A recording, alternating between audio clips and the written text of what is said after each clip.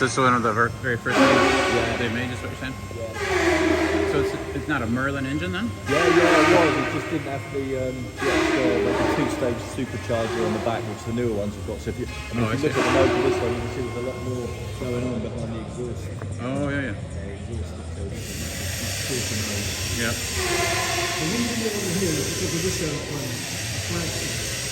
People have started about Spitfire, so this was the first one he put together. Oh, really? And this is the spirit.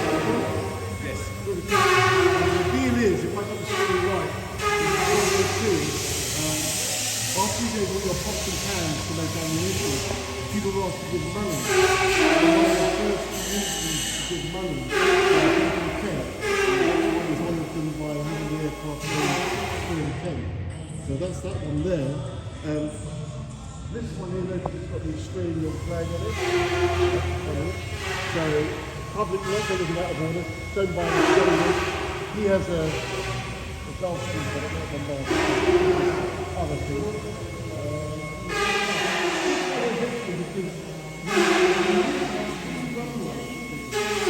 Then we went down to 2.